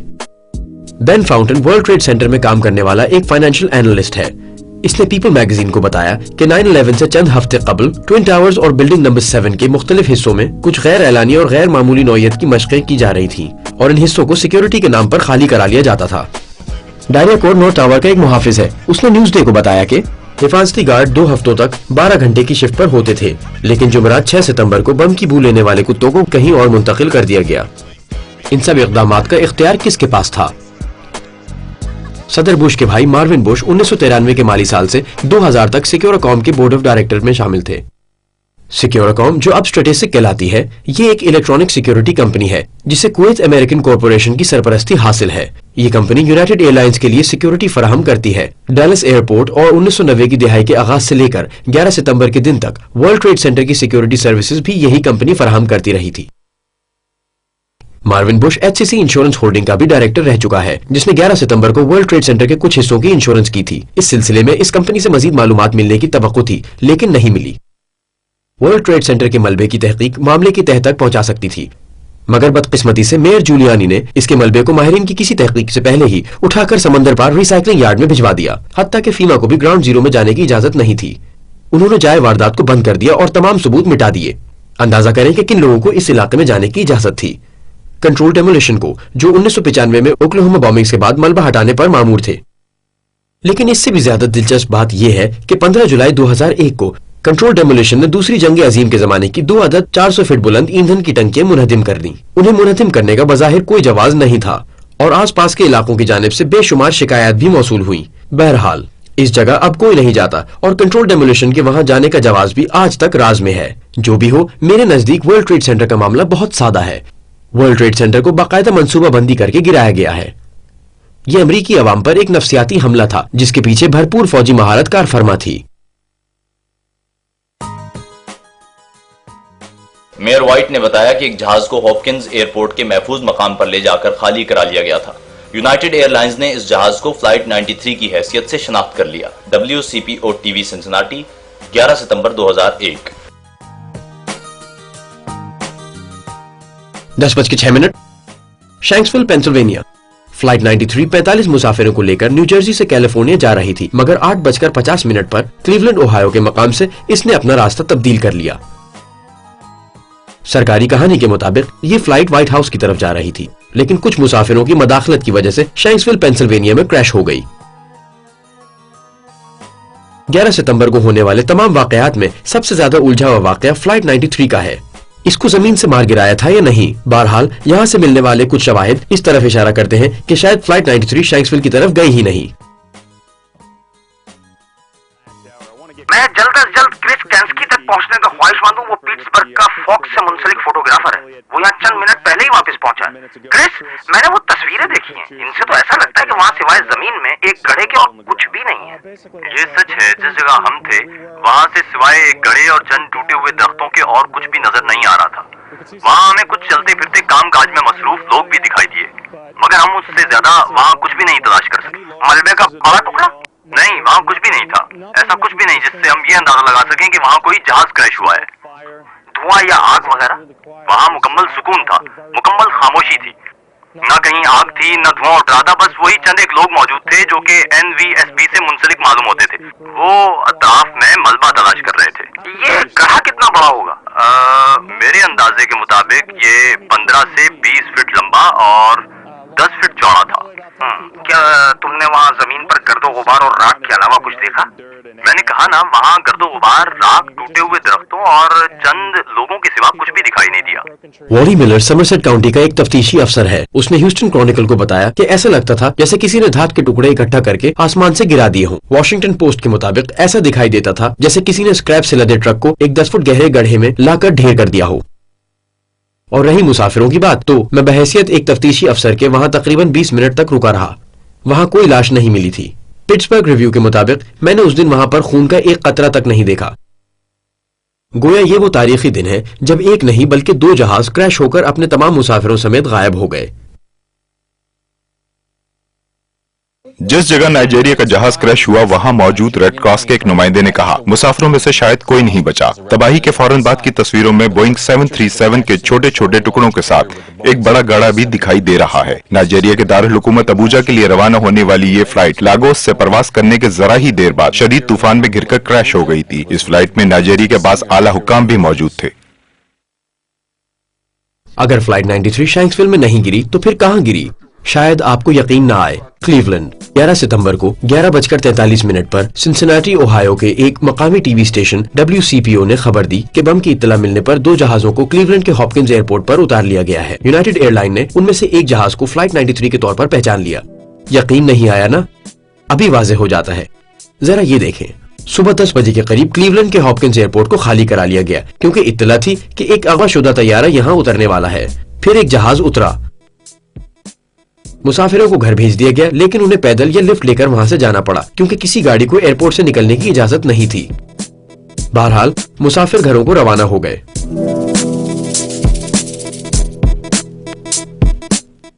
एसोसिएटेड प्रेस और ओहायो के मकामी अखबारात के मुताबिक तकरीबन 10:45 पर एक जहाज ने लैंड किया था, लेकिन डेल्टा एयरलाइन ने तस्दीक की कि उनका जहाज डेल्टा 1989 10:10 पर क्लीवलैंड एयरपोर्ट पर उतरा था। बस साबित हुआ कि फ्लाइट 93 करीबन 10:45 पर क्लीवलैंड उतरी थी। हुक्काम डेल्टा 1989 की तकरीबन घंटों तक तलाशी लेते रहे और मुसाफिरों से फर्दाफर्द तफ्तीश की गई। जहाज के डीलर के मुताबिक 12:30 बजे के करीब जहाज खाली हुआ। لیکن ایکرن بیکن کے مطابق ایک جہاز 11:15 تک خالی ہو چکا تھا، تو اس کا مطلب یہ ہوا کہ دراصل وہ فلائٹ 93 تھی۔ میئر وائٹ کا کہنا ہے کہ جہاز میں 200 مسافر تھے، لیکن ڈیلٹا 1989 کے ایک مسافر نے یہ تعداد 60 کے لگ بھگ بتائی، یعنی 11:15 تک کم و بیش 200 مسافر فلائٹ 93 سے نکل چکے تھے۔ ڈیلٹا 1989 کی ایک خاتون مسافر نے بتایا کہ اسے FAA کے ہیڈ کوارٹر لے جایا گیا، جبکہ کچھ دوسرے مسافروں کے مطابق انہیں ناسا کے گلین ریسرچ سینٹر لے جایا گیا، جو ایئرپورٹ کی مغربی جانب واقع ہے اور اسے پہلے سے ہی خالی کروا لیا گیا تھا۔ مختصر یہ کہ ڈیلٹا 1989 نے صبح 10:10 پر لینڈ کیا اور تقریباً 2.5 گھنٹے بعد 12:30 بجے مسافروں کو باہر نکالا گیا، جن میں سے 69 کو FAA کے ہیڈ کوارٹر لے جایا گیا۔ فلائٹ 93 نے 10:45 پر لینڈ کیا اور صرف آدھے گھنٹے میں اسے خالی کروا لیا گیا۔ قریباً 200 مسافروں کو ناسا ریسرچ سینٹر لے جایا گیا، جو اس مقصد کے لیے پہلے سے خالی کروا لیا گیا تھا۔ کیا وجہ تھی کہ 69 مسافروں کو اتارنے میں 140 منٹ لگے، جبکہ 200 مسافروں کو محض آدھے گھنٹے میں اتار لیا گیا۔ ہم فرض کر لیتے ہیں کہ ڈیلٹا 1989 کے مسافر کسی جگہ محفوظ ہیں، مگر سوال یہ ہے کہ فلائٹ 93 کے مسافروں کا کیا بنا؟ کوئی کہتا ہے کہ چاروں فلائٹس کے مسافروں کی کل تعداد 198 ہے اور کوئی 243 بتاتا ہے، حالانکہ مسافروں کی تعداد اس سے کہیں زیادہ بنتی ہے۔ فلائٹ 93 کے ساتھ کیا ہوا تھا یہ تو شاید ہم کبھی نہ جان سکیں، لیکن کیا نہیں ہوا تھا ہم ضرور جانتے ہیں۔ امریکی حکومت مسلسل یہ الزام لگا رہی ہے کہ یہ حملے میں نے کروائے۔ میں دنیا کو یقین دلاتا ہوں کہ ان حملوں میں میرا کوئی ہاتھ نہیں۔ لگتا ہے جیسے ذاتی مفادات کے لیے یہ سب کچھ کیا گیا۔ میں اسلامی افغانستان میں مقیم ہوں اور ان کے قوانین کی پابندی کرتا ہوں، اور موجودہ سربراہ کی طرف سے مجھے ایسی کسی کارروائی کی اجازت بھی نہیں۔ اسامہ بن لادن کا 11 ستمبر کے چند روز بعد الجزیرہ کو جاری کردہ بیان۔ جب کبھی یہ ثبوت عوام کے سامنے پیش کیا گیا، طرح طرح کے سوالات اٹھائے جائیں گے۔ پہلا سوال تو یہ ہو سکتا ہے کہ اگر جعلی جہاز استعمال کیے گئے تو اصلی جہازوں کا کیا بنا؟ لیکن بدقسمتی سے ہم کبھی حقیقت جان ہی نہیں سکتے۔ تاہم اگر ہم استعمال ہونے والے جہازوں کے بلیک باکسز کا معائنہ کر سکیں تو ثابت کیا جا سکتا ہے کہ یہ اصلی فلائٹس نہیں تھیں۔ کمرشل جہازوں میں 2 طرح کے بلیک باکسز ہوتے ہیں، دونوں کے اندر 2 ریکارڈر ہوتے ہیں، ایک کاکپٹ وائس ریکارڈر اور دوسرا flight data recorder. Cockpit voice recorder cockpit کی اندر کی آوازیں، انجن کا شور، ممکنہ خطرات کی وارننگز اور بہت سی دلچسپ آوازیں ریکارڈ کرتا ہے۔ ان کے علاوہ ایئرپورٹ ٹریفک کنٹرول سے گفتگو، موسمی حالات اور پائلٹ اور عملے کی بات چیت بھی ریکارڈ ہوتی ہے۔ فلائٹ ڈیٹا ریکارڈر 28 مختلف اقسام کے پیمانوں کا ریکارڈ رکھتا ہے، جیسے وقت، بلندی، رفتار اور سمت وغیرہ۔ کچھ ایسے بھی ہیں جو فلائٹ کے 300 سے زائد خصوصیات ریکارڈ کرتے ہیں، خودکار پائلٹ موڈ سے لے کر دھوئیں کے الارم تک سب کچھ۔ یہ ریکارڈرز دنیا کے ٹھوس ترین مٹیریل سے بنے ہوتے ہیں۔ تمام معلومات تاریخ اور وقت کے ساتھ ایک سپول پر ریکارڈ ہوتی جاتی ہیں، تباہی کیسی ہی کیوں نہ ہو۔ سپول کے اندر موجود معلومات محفوظ رہتی ہے۔ 11 ستمبر پر بٹھائے گئے کمیشن کا کہنا ہے کہ فلائٹ امریکن 11 اور فلائٹ یونائٹڈ 175 دونوں کے کاکپٹ وائس ریکارڈرز اور فلائٹ ڈیٹا ریکارڈرز نہیں مل سکے، جبکہ FBI کا دعویٰ ہے کہ اسے مینہٹن کی ایک سڑک پر پڑا ستام السقامی کا پاسپورٹ مل گیا، جو دھماکہ ہوتے ہی اس کی جیب سے اچھل کر باہر نیچے آ گرا تھا۔ یعنی 4 مختلف قسم کے بلیک باکسز دنیا کے ٹھوس ترین مٹیریل سے بنے ہوئے تباہ ہو گئے، جبکہ صحیح سلامت ملنے والا پاسپورٹ اس نازک مٹیریل کا بنا ہے جسے کاغذ کہا جاتا ہے۔ یہ کہانیاں کون لکھتا ہے؟ نیشنل ٹرانسپورٹیشن سیفٹی بورڈ کے ترجمان ٹیڈ لوپیٹکیوچ نے CBS نیوز کو بتایا، امریکہ میں ہونے والا ایسا کوئی پلین کریش مجھے یاد نہیں جس میں ریکارڈر نہ مل پائے ہوں۔ ٹیڈ کی بات درست نکلی۔ امدادی کارروائیوں میں شامل ایک firefighter Nicholas DeMasi Behind the Scenes Ground Zero نامی کتاب میں دعویٰ کرتا ہے، مجھے ذمہ داری سونپی گئی کہ وفاقی اہلکاروں کو جہازوں کے بلیک باکسز کی تلاش کے لیے جائے حادثہ پر لے جاؤ، اور پھر ہمیں 4 میں سے 3 بلیک باکسز مل گئے۔ اب یہ آپ پر ہے کہ کس کی بات پر یقین کرتے ہیں۔ FBI کے ڈائریکٹر رابرٹ میولر نے کہا کہ فلائٹ 77 کے ڈیٹا ریکارڈر سے طیارے کی بلندی، رفتار، سمت اور دیگر معلومات تو مل گئی، لیکن وائس ریکارڈر سے کوئی کام کی بات معلوم نہیں ہو سکی۔ ڈونلڈ رمسفیلڈ نے کہا تھا کہ جہاز کے کاکپٹ میں موجود وائس ریکارڈر کا تمام ڈیٹا تباہ ہو گیا تھا۔ دوسری طرف فلائٹ 93 وہ واحد فلائٹ تھی جس کا کاکپٹ وائس ریکارڈر مل گیا تھا۔ اپریل 2002 میں متاثرہ خاندانوں کو اس کی ریکارڈنگ سنائی گئی، لیکن اس سے قبل ان سے تحریری معاہدہ لیا گیا تھا کہ وہ اس کے بارے میں کبھی بات نہیں کریں گے، یہاں تک کہ انہیں کچھ نوٹ کرنے کی بھی اجازت نہیں تھی، اور کسی وجہ سے آخری 3 منٹوں کی ریکارڈنگ سنوائی ہی نہیں گئی۔ FBI کے پاس اس بے اصولی کی کوئی وضاحت نہیں تھی۔ 11 सितंबर पर बिठाए गए कमीशन ने ये झूठ क्यों बोला कि फ्लाइट 11 और 175 के रिकॉर्डर मिले ही नहीं? रॉबर्ट म्यूलर को ये कहने की क्या जरूरत पेश आई कि फ्लाइट 77 के रिकॉर्डर में कोई काबिल जिक्र बात नहीं? फ्लाइट 93 के CVR की आखिरी 3 मिनट की रिकॉर्डिंग में आखिर था क्या? ये ऐसे सवालात हैं जो जिंदगी के सर पर मौत की तलवार हैं। एक दिलचस्प बात यह है कि 10 अप्रैल 2003 को शिकागो के ओहेयर एयरपोर्ट पर यूनाइटेड एयरलाइन के एक मुलाजिम डेविड फ्रीडमैन ने फ्लाइट 93 पर नंबर डाले जो अपनी तमाम फ्लाइट्स का रिकॉर्ड रखता है। Tail number N591 UA United Airline की फ्लाइट 1111 पर डाला गया जो कि यूनाइटेड एयरलाइन का 757 था और FAA के मुताबिक फ्लाइट 93 और फ्लाइट 175 दोनों के नंबर यानी N591 UA और N612 UA अभी तक करामद हैं, लेकिन फ्लाइट 11 और फ्लाइट 77 दोनों को तबाहशुदा जाहिर किया गया है। यहां यह बताने की जरूरत नहीं कि ये दोनों फ्लाइट्स 11 सितंबर के फ्लाइट शेड्यूल में शामिल भी नहीं थीं।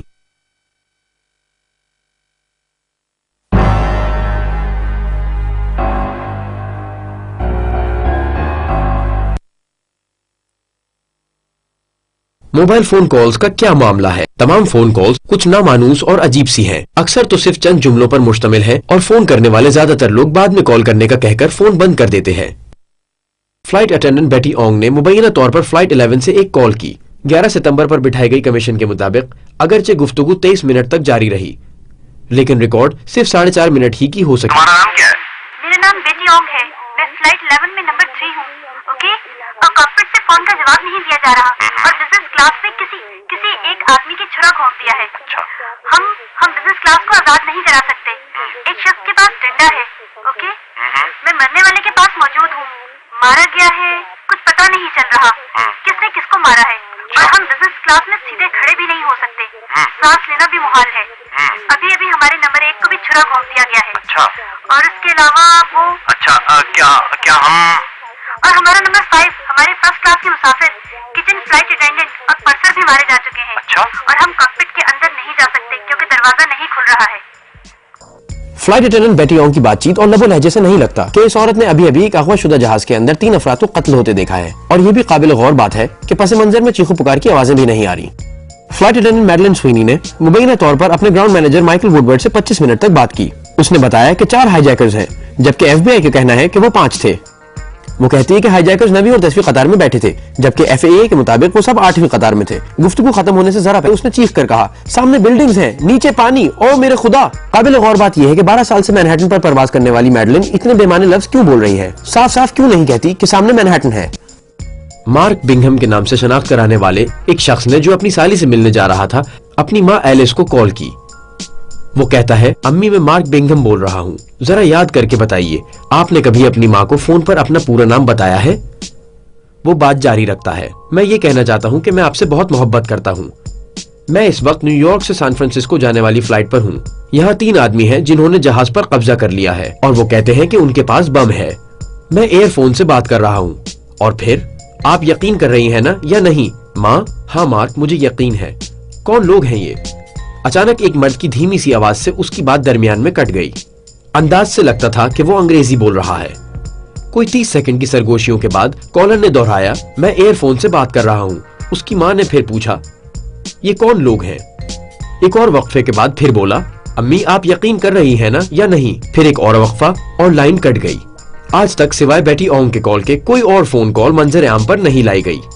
लेकिन सच तो यह है कि इन कॉल्स की कोई अहमियत नहीं, क्योंकि ऐन मुमकिन है ये तमाम कॉल्स सिरे से की ही ना गई हों। वेबसाइट physics911.net से ताल्लुक रखने वाले की ड्यूडनी ने अपने तौर पर कुछ रिसर्च की। प्रोजेक्ट अकेली नामीज एक तजर्बे में उसने कई सेलफोन लिए और सेस्ना 172 जहाज में 8000 फीट तक परवाज करते हुए ये जांचने की कोशिश की कि जहाज की बुलंदी बढ़ने से कॉल मिलने के इम्कानात में कितना फर्क पड़ता है। 4000 फीट की बुलंदी पर 10 में से 4 कॉल्स मिल जाती हैं। 8000 फीट की बुलंदी पर 10 में से 1 कॉल मिल जाती है, जबकि 32000 फीट पर, जो कि एक कमर्शियल जेट के लिए मामूल की बुलंदी है, कामयाबी का तनासुब 100 में से 1 कॉल का भी नहीं रहता। यकीन नहीं आ रहा ना? अमेरिकन एयरलाइन के मुसाफिर अपने मोबाइल फोन से जमीन पर उस वक्त कॉल करने के काबिल हो गए जब जहाज पर एक जदीद सेल स्टेशन नस्ब किया गया, और ये बात है 15 जुलाई 2004 की। तो फिर अमेरिकन एयरलाइन ने 2004 में इस टेक्नोलॉजी पर लाखों डॉलर क्यों खर्च कर डाले, जब सेल फोन तो 11 सितंबर 2001 के दिन भी बेहतरीन काम कर रहे थे। इसमें कोई शुबा नहीं कि ये तमाम फोन कॉल्स जाली थीं, लेकिन क्या किसी की आवाज की हूबहू नकल करना मुमकिन है? 1999 में new Mexico loss Alamos laboratory ने आवाज की नकल करने वाली टेक्नोलॉजी मुतारिफ कराई। टेप से अमेरिका के साबिक commander in chief special operations general Carl W Steiner की आवाज उभरती है। ख़वातीन और हजरात, आज हम यहाँ ऐलान करने के लिए जमा हुए हैं कि हम अमेरिकी हुकूमत का तख्ता उलटने जा रहे हैं। एक और टेप में कॉलिन पावल कहते सुनाई दिए, अगवाकारों ने मेरे साथ बहुत अच्छा सलूक किया। ये टेक्नोलॉजी इतनी हैरत अंगेज है कि असल आवाज का सिर्फ 10 मिनट का नमूना दो और फिर असल आवाज में जो चाहो कहला लो। जनरल स्टेनर इतने मुतासिर हुए कि उन्होंने टेप की कॉपी मांग ली। अच्छा, तो हाईजैकर्स का क्या हुआ? 14 सितंबर 2001 को अमेरिकी महकमा इंसाफ ने 19 मुबैना हाईजैकरों की फहरिस्त जारी की, लेकिन 23 सितंबर को बीबीसी ने अपनी रिपोर्ट में बताया कि वलीद अल शहरी न सिर्फ जिंदा है बल्कि मराकश के शहर कैसाब्लांका में सही सलामत मौजूद है। वो सऊदी टेलीकॉम के इंजीनियर अब्दुल अजीज अल उमरी तक भी जा पहुंचा, जो डेनवर में दौरान तालीम अपना पासपोर्ट गुम कर बैठा था। FBI के डायरेक्टर रॉबर्ट म्यूलर ने एक आर्टिकल में एतराफ किया कि कई हाईजैकरों की शनाख्त मशकूक है। मालूम है कितने हाईजैकर जिंदा हो गए? 9, इनमें से कम 9। वेल एम अल शहरी जिंदा है और सही सलामत है। महंद अल शहरी सऊदी अरब में जिंदा मौजूद है। खालिद अल मुहद्दर मक्का में कंप्यूटर ऑपरेटर हैं। सालिम अल हज़मी यनबो सऊदी अरब में वाक़ई एक केमिकल प्लांट में काम करता है। सईद अल गामिदी ट्यूनिस में पायलट की तरबियत ले रहा है। अहमद अल नामी सऊदी एयरलाइन में इंतजामी निगरान है। वलीद और अब्दुल अजीज के बारे में हम पहले ही बता चुके हैं। और आखिरी और अहम तरीन बात यह है कि मोहम्मद अता के बाप का दावा है कि 11 सितंबर के अगले रोज उसकी अपने बेटे से फोन पर गुफ्तगू हुई थी।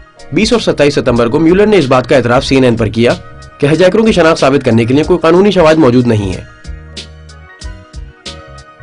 बहरहाल दर हकीकत फ्लाइट 77 की पोस्टमार्टम रिपोर्ट में भी बताए गए हाईजैकरों के नाम शामिल नहीं, और ये वजाहत भी नहीं कि उनके नाम क्यों शामिल नहीं। अगर इस बात का कोई सबूत नहीं कि हाईजैकर्स अल-कायदा के मेंबर थे, बल्कि इसका भी सबूत नहीं कि वो जहाज पर सवार थे, तो फिर अमेरिका के पास अफगानिस्तान पर हमले का क्या जवाब था? ओह, याद आया, ठीक, ओसामा बिन लादेन का एतराफी टेप। 14 दिसंबर 2001 को हुकूमत ने ओसामा बिन लादेन की एक मुबैना टेप जारी की, जिसमें ओसामा ने 11 सितंबर के हमलों का एतराफ किया। हुकूमत ने दावा किया कि ये टेप अफगानिस्तान के शहर जलालाबाद में एक मकान से मिली। हमें कबूल है, लेकिन इस टेप में गड़बड़ बहुत है। पहली बात यह कि टेप की क्वालिटी बहुत खराब है, और दूसरी ये कि इस टेप में मौजूद शख्स ना तो देखने में ओसामा बिन लादेन जैसा लगता था और ना ही उसकी तरह बोलता है। FBI की वेबसाइट के मुताबिक ओसामा बाएं हाथ से काम करता है, जबकि टेप वाला ओसामा सीधे हाथ से लिख रहा था, और वो सोने की अंगूठी पहना हुआ था, जो इस्लाम में मर्द के लिए पहनना हराम है, जबकि ओसामा के बारे में FBI की जारी करदा तफसीलात में भी इसका कोई जिक्र नहीं। कंपैरिजन, इस फिल्म के ओसामा बिन लादेन की 4 असल तस्वीर से मिलाएं। अब मामला साफ होता जा रहा है। जब तक अमेरिकी हुकूमत इस बात का हतमी सबूत फराहम ना कर दे कि 11 सितंबर के पीछे अल-कायदा का हाथ है, उस वक्त तक अमेरिकी अवाम उस पर यकीन करने को तैयार नहीं। ऐसे बेशुमार मामलात हो सकते हैं जिनमें हुकूमत अपने इख्तियारात का फायदा उठाते हुए गुमराहकुन मालूमात फराहम करे। बदकिस्मती से ये एक हकीकत है कि हुकूमत को कभी कभी अजीम तर कौमी मफादात की खातिर नामुकम्मल या गुमराहकुन मालूमात भी देनी पड़ती है। सॉलिसिटर जनरल थ्योड ऑसलन, जिसकी बीवी बारबरा 11 सितंबर 2001 के सानहे में हलाक हो गई थी। और अब सबसे आखिरी सवाल, आखिर 11 सितंबर के मामले में हुकूमत को ऐसा क्यों करना पड़ा? यकीनन आप दम बखुद बैठे होंगे। सबसे पहले हम लैरी सिल्वरस्टीन के मामले को लेते हैं, जिसने जुलाई 2001 में वर्ल्ड ट्रेड सेंटर खरीदा। 11 सितंबर के बाद सिल्वरस्टीन ने इंश्योरेंस कंपनी से $720 करोड़ का मुतालबा किया। उसका दावा था कि दोनों जहाजों को एक अलग दहशतगर्दी शुमार किया जाए। ताहम 6 दिसंबर 2004 को अदालत ने उसे महज $220 करोड़ अदा करने का फैसला सुनाया। इसके बाद बात आती है यूनाइटेड एयरलाइंस, अमेरिकन एयरलाइंस और बोइंग के हसस पर खेले गए सट्टे की। सैन फ्रांसिस्को क्रॉनिकल के मुताबिक $25 लाख से भी ज्यादा रकम का अभी तक कोई दावेदार नहीं आया। और उधर 11 सितंबर में रॉयटर्स की रिपोर्ट के मुताबिक एक जर्मन कंप्यूटर कंपनी कॉनवार ने वर्ल्ड ट्रेड सेंटर के मलबे से बरामद होने वाली 400 हार्ड ड्राइव से मुख्तलिफ कंपनियों और अकाउंट्स को उनका डेटा बहाल करने का काम सरअंजाम दिया। कॉनवार ने उन 32 कंप्यूटर से मालूमात भी रिकवर की जो 11 सितंबर के दिन होने वाली खुफिया ट्रेडिंग में इस्तेमाल हुए थे। कॉनवार के एक माहिर रिचर्ड वैगनर का कहना है, कुछ लोग जहाजों के टकराने से पहले ही $100 मिलियन से ज्यादा की रकम मुंतकिल कर चुके थे, यानी उन्हें जहाजों के टकराने का वक्त भी पहले से मालूम था। उन्हें खुशफहमी थी कि कंप्यूटरों के तबाह हो जाने के बाद उनका रिकॉर्ड तक कोई नहीं पहुंच सकेगा। जांच पड़ताल के बाद कॉनवार ने रिपोर्ट FBI के हवाले कर दी। हालांकि FBI कानूनी तौर पर मामले की तहकीकात करने पर पाबंद थी, लेकिन आज तक उसने कुछ नहीं किया।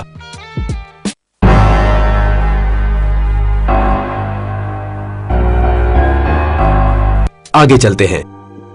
विकिपीडिया के मुताबिक दुनिया का एक बहुत बड़ा सोने का जखीरा वर्ल्ड ट्रेड सेंटर के तहखानों में मौजूद था।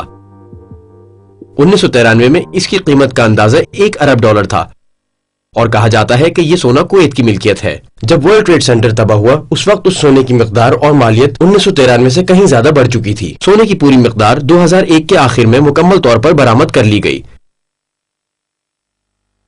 1 नवंबर 2001 को टाइम्स ऑनलाइन की रिपोर्ट के मुताबिक वर्ल्ड ट्रेड सेंटर के मलबे से सोने की भारी मिकदार बरामद हुई। मेयर रुडोल्फ जूलियानी ने ऐलान किया कि ग्राउंड जीरो से $230 मिलियन से जायद रकम बरामद हुई है, जबकि कॉमेक्स मेटल्स ट्रेडिंग वहां bank of Nova Scotia, Chase Manhattan, bank of New York, Hong Kong और शंघाई के बैंकों के लिए सोने की ईंटें जखीरा कर रही थी, जिसकी मालियत $950 मिलियन बताई जाती है। ये तो सिर्फ एक कंपनी थी। ये भी कहा जा रहा था कि कोई $160 मिलियन का सोना वर्ल्ड ट्रेड सेंटर में मौजूद था। तो आखिर ये सोना कहां गया? वो सोना याद है जो नवंबर 2001 में मिला था। राइटर्स की रिपोर्ट के मुताबिक वर्ल्ड ट्रेड सेंटर 5 के तहखाने की डिलीवरी टनल में मौजूद एक ट्रॉलर और कई कारों से सोना बरामद हुआ था, जबकि लाश एक भी नहीं थी। और जब इमदादी कारकुन सोने के करीब पहुंचे तो हुकाम ने सब पर ग्राउंड जीरो के करीब आने पर पाबंदी लगा दी। जल्द ही FBI और सीक्रेट सर्विस के एजेंट्स वहां पहुंच गए। एक इमदादी कारकुन जिसे सुरंग से बाहर रहने का हुक्म दिया गया था, उसने रिपोर्टर्स को बताया, अगर मैं नीचे जाने की कोशिश करता तो वो मुझे जिंदा नहीं छोड़ते। भारी मशीनों के ऑपरेटर्स और दूसरे इमदादी कारकुन 100 से ज्यादा मुसल्लह ऑफिसर्स की निगरानी में काम कर रहे थे। सच्ची बात तो यह है कि वर्ल्ड ट्रेड सेंटर 4 का सोना वर्ल्ड ट्रेड सेंटर 5 के तहखाने में एक डिलीवरी ट्रक से मिला, जिसके पास हिफाजती दस्ते की खाली कारें खड़ी थीं। साफ जाहिर है कि वो साउथ टावर से सोना ले जा रहे थे। सवाल ये है कि उन्हें अपने खजाने समेत भागने की क्यों कर सूझी, जबकि उस वक्त तो टावर के अंदर मौजूद फायर फाइटर्स को भी इमारत के जमी बोस हो जाने की तवक्को न थी। $167 बिलियन के सोने में से सिर्फ $200 मिलियन का सोना बरामद हुआ, और ये तो सिर्फ रकम थी। 9/11 का सानहा सदर बुश के लिए मनमानियां करने का इजाजत नामा बन गया है। अब वो जो चाहे कह जाते हैं और जो करना चाहे कर गुजरते हैं। हुब्बुल वतनी एक्ट, डिपार्टमेंट बराए तहफ्फुज़ वतन, अफगानिस्तान, इराक।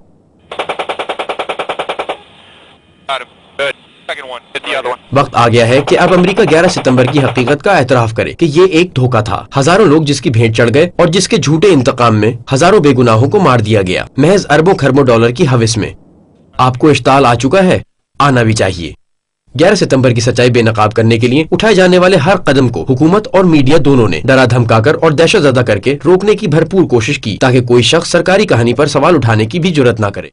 जिमी वॉटर से मिलते हैं, जो न्यूयॉर्क और दीगर जगहों पर कोई $2 मिलियन इश्तहारात की मद में खर्च कर चुके हैं, लोगों को इस बात पर कायल करने के लिए कि 9/11 अपने आप को खुद लगाया गया एक जख्म है। खुशामदीद, आप इस बारे में क्या कहते हैं?